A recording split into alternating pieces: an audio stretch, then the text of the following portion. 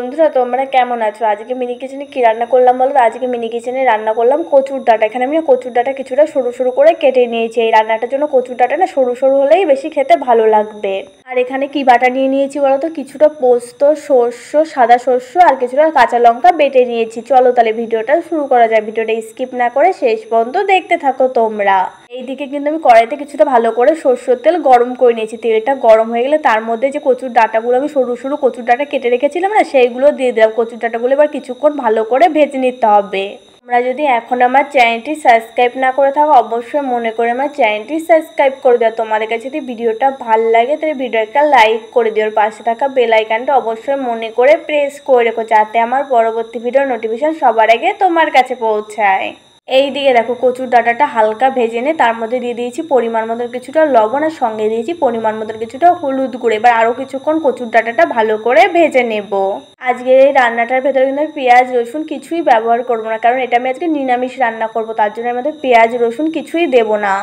এখন দেখো কচুর ডাঁটাগুলো তো দেখে তো বুঝতেই পারছো, কচুর ডাঁটাগুলো কিন্তু অনেকটাই ভালো করে ভেজে নেওয়া হয়ে গেছে। কচুর ডাঁটা একদম ভালো করে যখন ভেজে নেওয়া হয়ে যাবে না, দেখো কচুর ডাঁটাগুলো অনেকটা নরম হয়ে যাবে। আর এইদিকে আমি যে মশলাটা বেটে রেখেছিলাম সেটার ভেতরে দিয়ে দিয়েছি অল্প পরিমাণে কিছুটা গরম জল।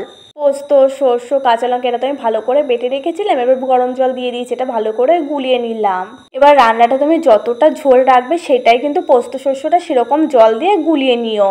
আজকে রান্নাটা কিন্তু আমি একদমই ঝোল ঝোল করবো না, গা মাখা করবো। এবার দেখো কচুর ডাঁটার ভেতরে যে সর্ষে পোস্তটা আমি বেটে রেখেছিলাম সেটা দিয়ে দিলাম। পোস্ত, সর্ষে, কাঁচা লঙ্কা সব একসঙ্গে বেটে রেখেছিলাম, সবকিছু দেওয়া হয়ে যাবে। আর খুন্তিতে একটু ভালো করে নাড়াচাড়া করে যাবে। এখন এটা কিছুক্ষণ ভালো করে জাল দিয়ে নিতে হবে। দেখো কচুর ডাঁটা তো আমরা একভাবেই রান্না করে খাই, ছোলা দিয়ে রান্না করে খাই, নয়তো ইলিশ মাছের মাথা দিয়ে রান্না করে খাই। এইভাবে একবার রান্না করে খেয়ে দেখো, সত্যি খেতে খুব টেস্টি হয়। পোস্ত শস্য বাটা দিয়ে আমার কাছে খেতে খুব ভালো লাগে। তোমরা আমার মিনি কিচেনে আর কি কি রান্নার ভিডিও দেখতে চাও সেটাও কমেন্ট করে জানাতে পারো, তাহলে আমি তোমাদের পছন্দ মতো রান্নার ভিডিও করে দেখাতে পারি। আজকে মিনি কিচেনে কচুর ডাঁটা রান্না করাটা তোমাদের কাছে কেমন লেগেছে সেটা কিন্তু আমি একদমই জানাতে ভুলো না। তোমরা একটু পাশে থাকলে এই মিনি কিচেনে ভালো ভালো রান্নার ভিডিও করে তোমাদের দেখাবো, তোমাদের জন্য তত কষ্ট করে রান্নার ভিডিও করি। এইদিকে দেখো কচুর ডাঁটার ঝোলটা কিন্তু অনেকটাই কমিয়ে নিয়েছে। এবার দিয়ে দিলাম কচুর ডাঁটার ওপরে দিয়ে কিছুটা পরিমাণে চিনি, এটা আরও খেতে বেশি ভালো লাগবে, ঝাল ঝাল মিষ্টি মিষ্টি। চিনি চাইলে তোমরা নাও দিতে পারো, এটা তোমাদের ইচ্ছে। দেখো অনেকটা কিন্তু ঝোল কমিয়ে নিয়েছি, পুরো গা মাখা হয়ে গেছে। এবার খুন্তিতে একটু ভালো করে নাড়াচাড়া করে দিলাম। এখন কিন্তু আমার কচুর ডাঁটা রান্না করা কমপ্লিট। দেখে তো তোমরা বুঝতে পারছো রান্নাটা আমার কত সুন্দর হয়েছে দেখতে। এবার সুন্দর করে কড়াই থেকে বাটিতে নামিয়ে নেবো কচুর ডাঁটাটা।